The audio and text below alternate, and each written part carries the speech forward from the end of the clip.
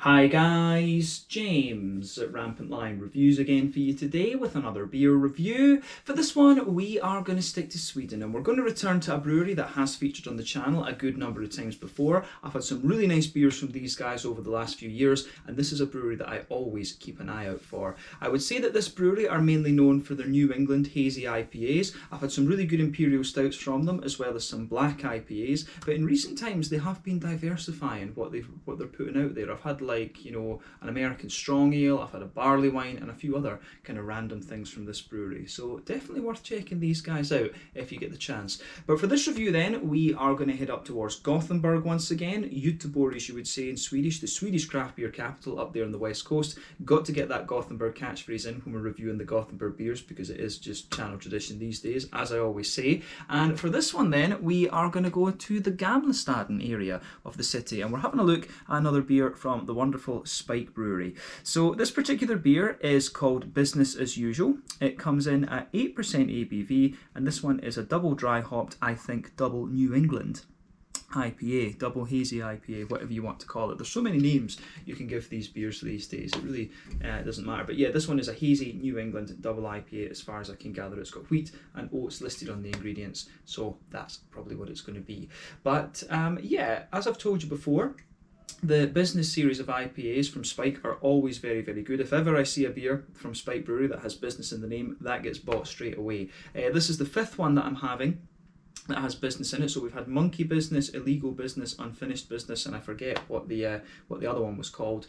But yeah, I've had some really good beers with the name business in them from Spike Brewery, so make sure you check that out. But this particular beer was released as part of the Lokal Småskalig assortment through Systembolaget here in Sweden for March of 2021. And yeah, really looking forward to this. Always nice to return to Spike Brewery. Last month we had the American Strong Ale, if I remember rightly, and we had the barley wine, and I think there was another one, actually, come to think of it, but the other one's gone right out of my head. Maybe that was a New England IPA.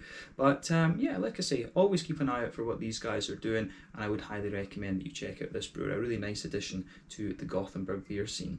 So yeah, let's see how we get on with this one. Business as Usual, 8% New England hazy double IPA.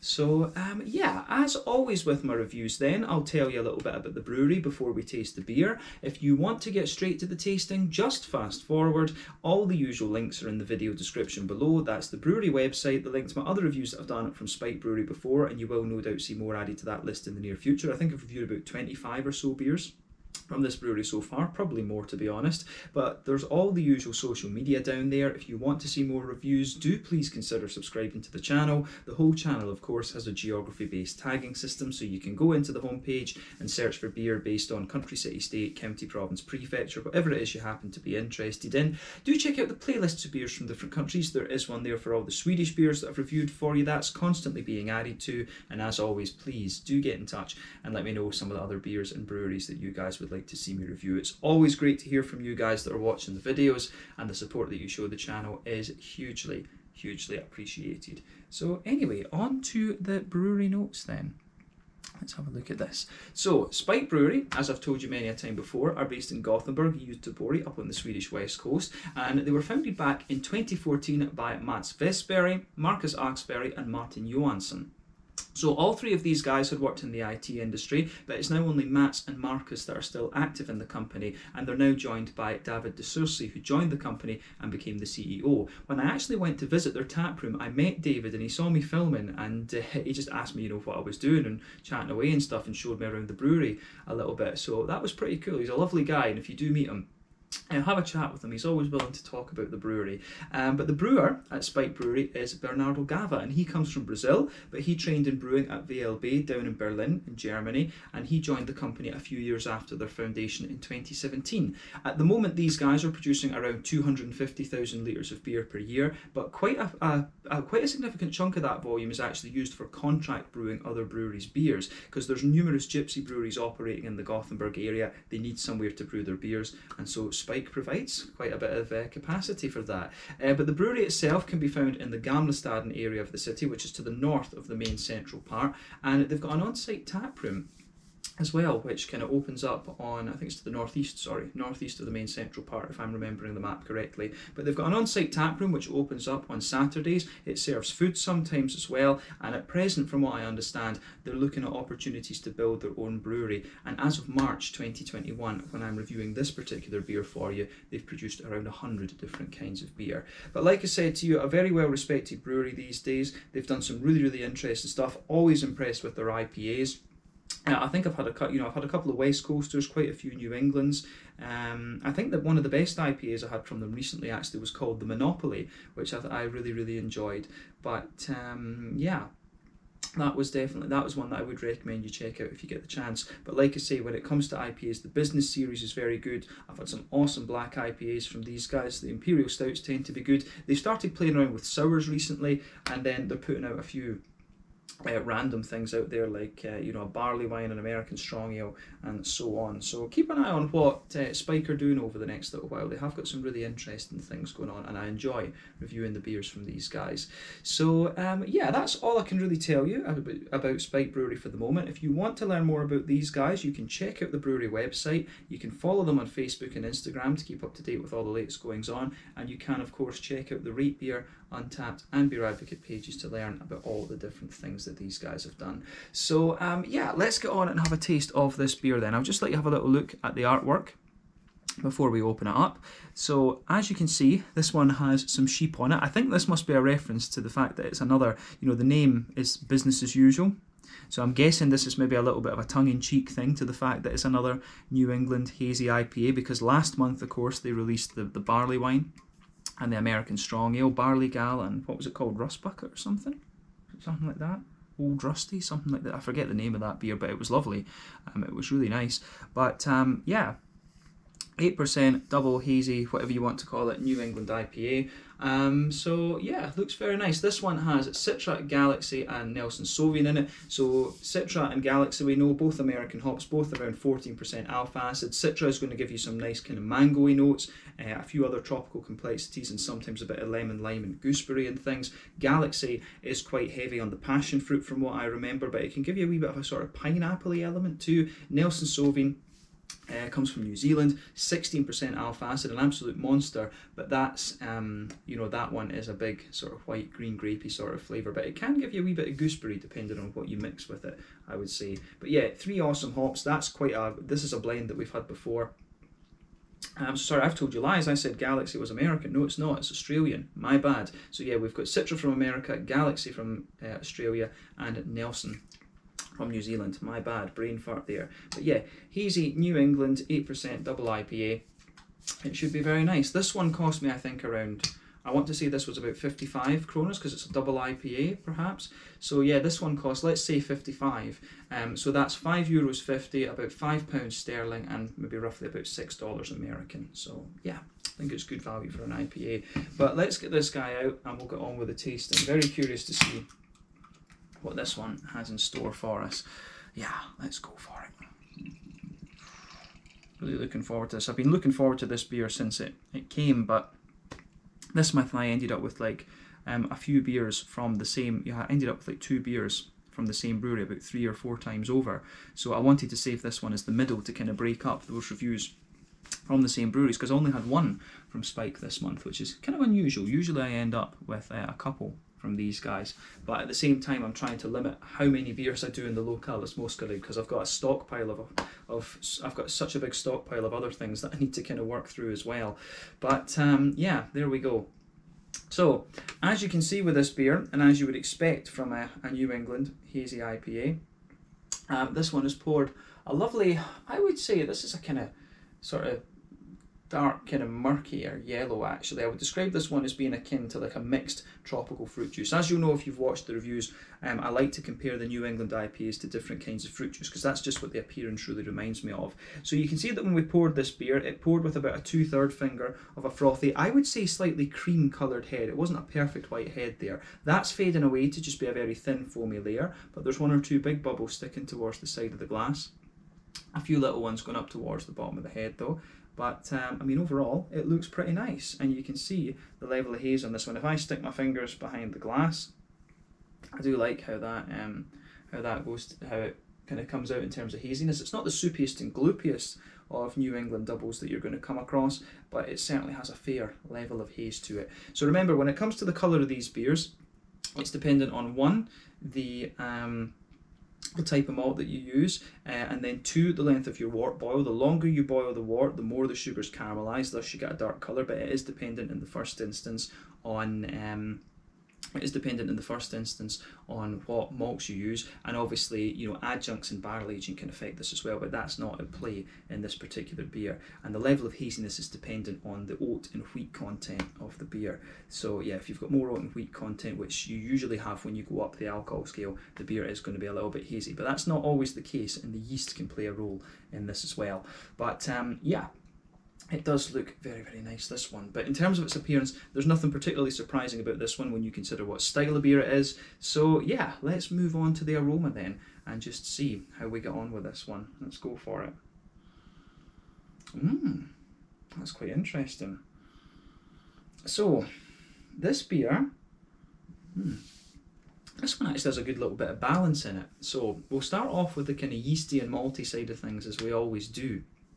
So if you take the aroma in quite deeply, you will get a little bit of the sort of wheaty bitiness at the very back of the nose, but you can smell quite a big, you do get a nice bit of the oaty smoothness out of this beer, but I'm actually getting a wee bit more of a kind of bready, barley malt sort of thing to this one, and there's quite a bit of yeasty presence as well. I've always, or well, more recently I guess I should say more accurately, I would say that there's 6 directions you can take a New England IPA in. You can have one that is more sort of yeasty. You can have one that's a little bit more kind of yeasty and farmhousey. They can be a little bit more wheaty and bitey, oaty and creamy. They can be a little bit more sort of barley malt orientated and so bready.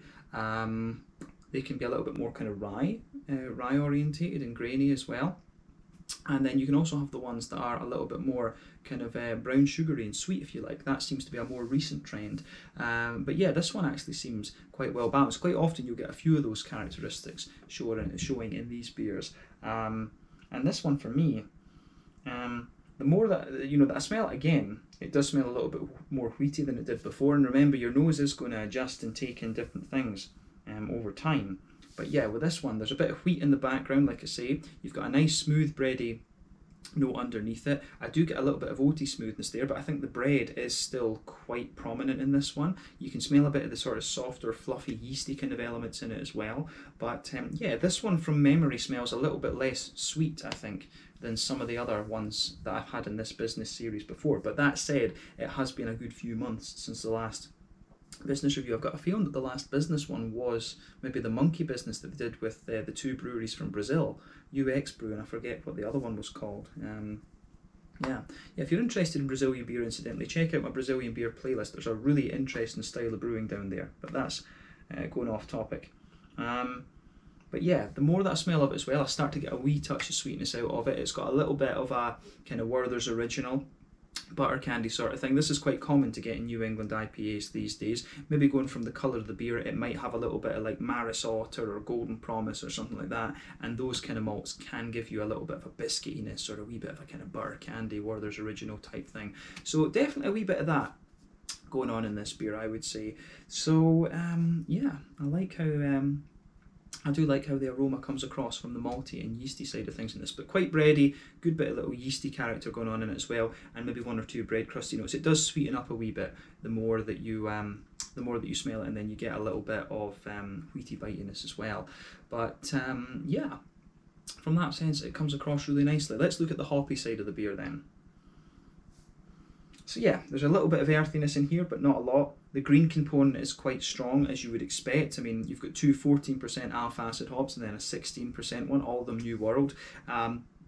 Yeah, big sort of floral aromatic notes in there. It's a wee touch spicy, but yeah, a big massive floral sort of thing. There's a nice little bit of a kind of grassy, zesty quality in there as well, and I can really appreciate that with this beer actually. This one's got quite a nice, bright, big floral aromatic note to it, a little bit of a big zesty kind of thing, and I can really appreciate how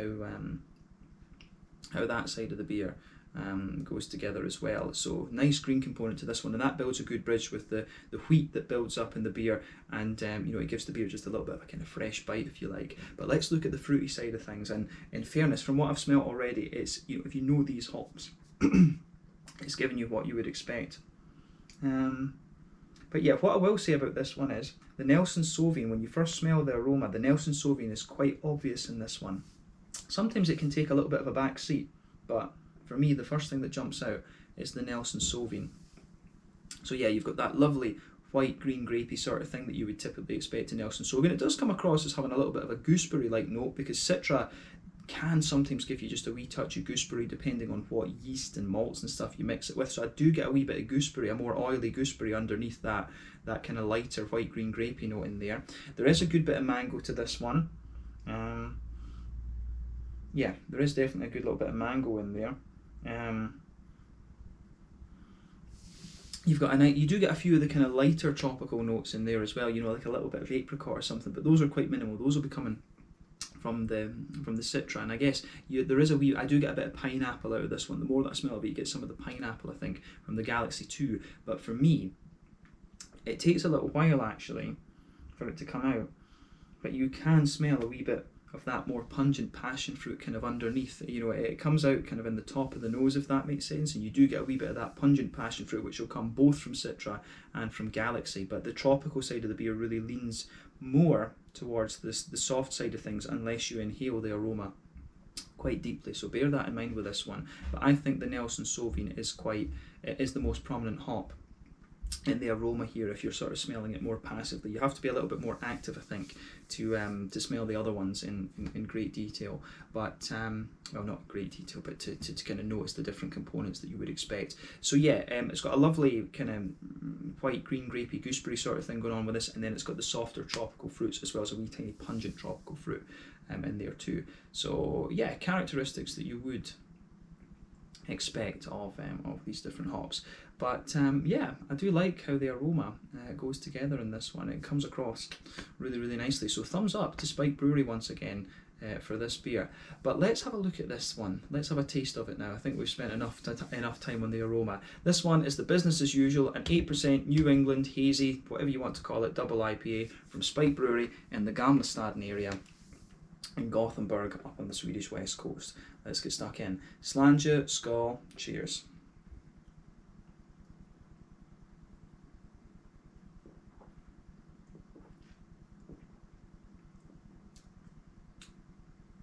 Yeah, it's a very nice beer. Not surprised. Definitely not surprised with Spike Brewery. These guys have been doing good stuff for a long time.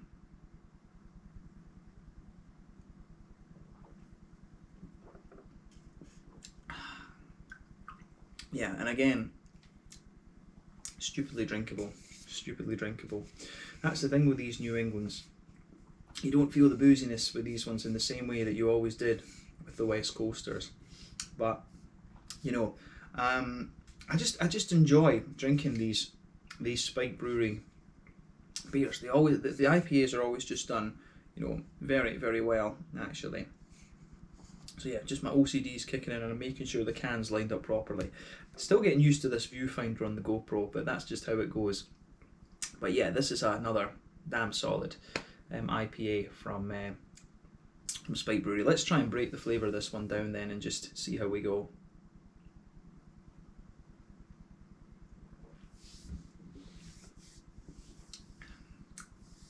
So what I will say is, on first impressions, it's got a lovely bit of slickness to it and a wee bit of bite, which is kind of what you want. So yeah, let's go for it then. So straight away with this beer, you can feel a nice little bit of a kind of bready malt base just blanket the middle of your tongue, and I really like how that goes together.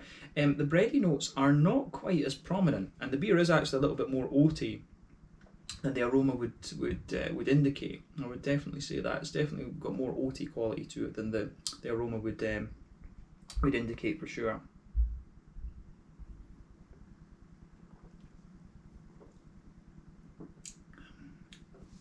So yeah, nice kind of bready notes across the middle of the palate there, and it's quite straight up. It is quite straight shooting, this beer, in a lot of ways in the malty side of things. So yeah, barley malt, pale malt's kind of going right across the middle of your palate there. What you'll notice is that in that middle third of your tongue, if you go straight down the line, if you go straight down the line of that, you know, the middle line of your palate, that's where you get the nice oaty notes there. The oats aren't overly thick in this beer, but what you'll notice is that as you progress into the aftertaste of the beer, you get a little bit more of that sort of powdery kind of dryness that you get from the oats, and they also develop just a little bit of sweetness as well, which I do like. And on top of that, in the very, very centre of your palate, you'll get just a wee bit of the kind of Werther's Original butter candy sort of thing, and that's the alcohol.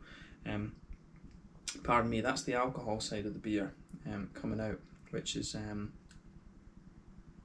which I think works very, very well.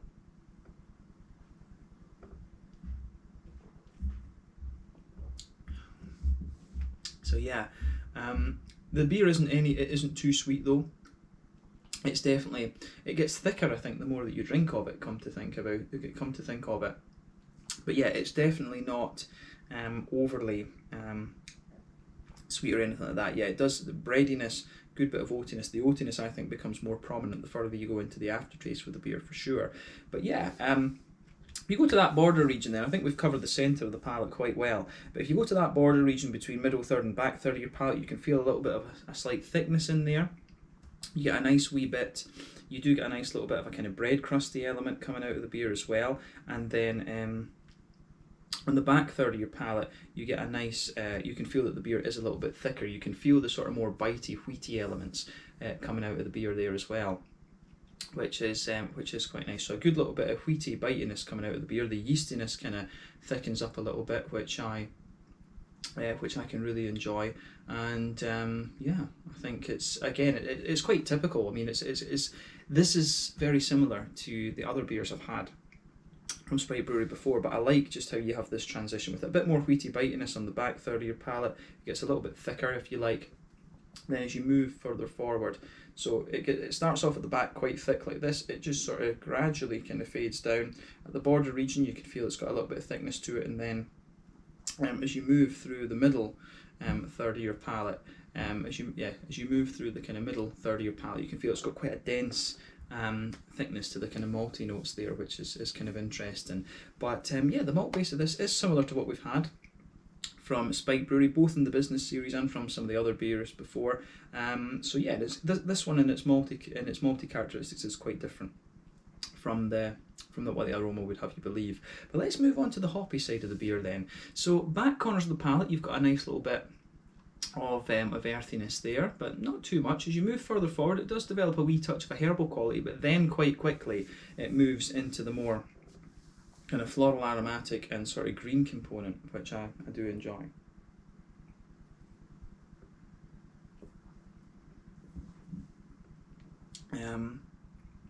So yeah, I can appreciate that about this beer as well, for sure. So yeah, on the on the floral side of things, as you move further forward, you can feel it does have a wee touch of a slightly deeper, almost kind of piney note to it, which is quite interesting. But then it gets quite spicy and floral. So remember, I don't know if they might use a little bit of Columbus in here as a bittering hop, but all three of the hops that are in here, the Nelson, the Citra and the Galaxy, are all capable of showing you a big green component, and it depends when during the wort boil they've been added. If you add them earlier on, that's when you get the more bitter components and the green side of things shows a bit more, but if you add them later, that's when the more fruity side of things kind of takes hold, if you like. So yeah, just bear that in mind. But yeah, I really like how that side of things goes together. And this one, it's got a nice big green component, quite a bit of floral spiciness, and just a wee touch of pine resinous character kind of coming out from under that. But then round the front curve of the palate, the beer is just a little bit lighter and more grassy as well. It's got a wee touch of zestiness to it, but I wouldn't say the grassy notes are too prominent in the flavour in this one. So yeah, interesting. But let's focus now on the fruity components of the beer.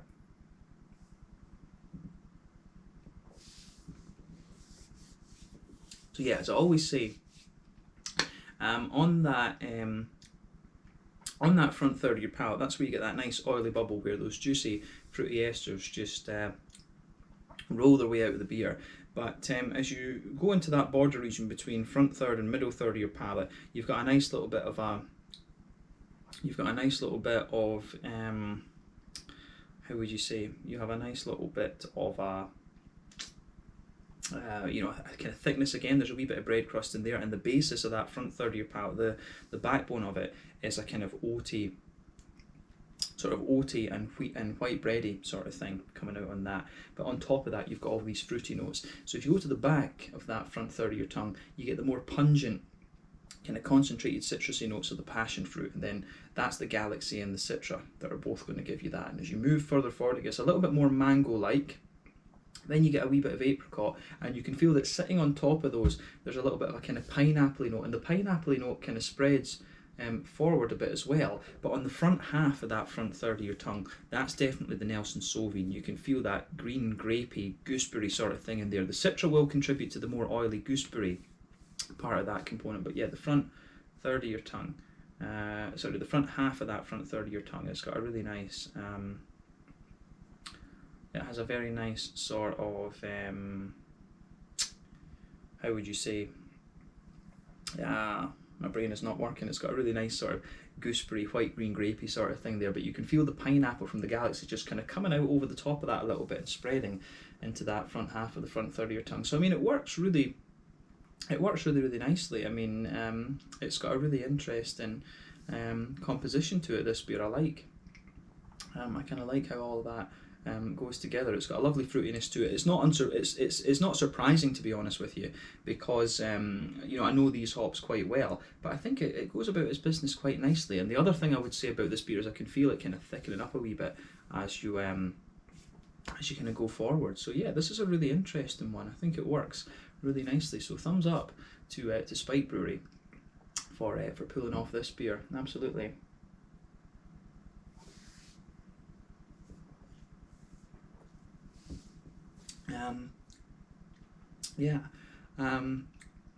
The fruity side of things overall, I would say, is it's got a mix of oiliness and slickness to it. Actually, and as you go further into the aftertaste, you feel more of the wheaty bitiness coming out of the beer. You get a wee bit of the more pungent tropical notes coming out as well. But yeah, it's definitely an interesting one. It's another just solid beer from Spike Brewery. But yeah, let's finish off the review with the mouthfeel then. So overall, I would say that this beer is kind of pushing towards the bottom end of full-bodied. The carbonation is quite smooth. It's got a nice oily component to it, this one. I feel it's quite oily actually, but it has a fair degree of slickness to it as well.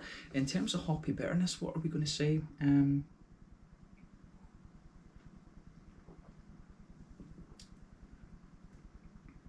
think this one might be about 40 IBUs. I think it's a little bit stronger than 30, but yeah, I want to say about 40 IBUs for this one. The malt base, as I said, is quite thick and quite smooth. There's a little degree of sweetness in there as well, which I really like. And then yeah, you've got these kind of slick, fruity elements out of the beer too. So yeah, the fruity kind of things with this beer. As well are quite interesting. It does develop a bit more of a wheaty bitiness within the New England category, as I said earlier. So yeah, quite a thick New England double for me. It does develop a bit more bitterness and a bit more wheaty bitiness and stuff like that. And then the fruits do get a little bit more tropical and things as well. So it starts off really slick and a bit lighter, but then it develops a bit more of a kind of zip to it, if you like. Pardon me, the further that you go into the aftertaste with it. So yeah, an interesting beer, this one. And I'm glad I was able to review this one for you here on the channel as well. So yeah, let's leave it at that for this one. This was the business as usual. You know, and it really was. It was a return to the hazy New England double IPAs for these guys. It was a nice one at that. Another solid addition to the business series that these guys do from Spike Brewery in Gamlestaden in Gothenburg. Really enjoyed reviewing this one for you, and hope that you guys have enjoyed my take on it as well. So yeah, thank you again for watching my reviews. Until the next time, please like, subscribe, share, all the usual YouTube stuff. Let me know your own thoughts on this beer in the comment section below. Let me know what your favourite beers are from Spike Brewery as well. We will no doubt return to these guys very, very soon, because I do enjoy trying their different beers. But yeah, let me know your own thoughts in the comment section below. Let me know what your favourite beers are from them, and I will catch you guys in the next review. This one was the business as usual 8% New England Hazy Double IPA from Spike Brewery in Gamlestaden, Gothenburg, up on the Swedish west coast. Slange, skull, cheers, and see you in the next review.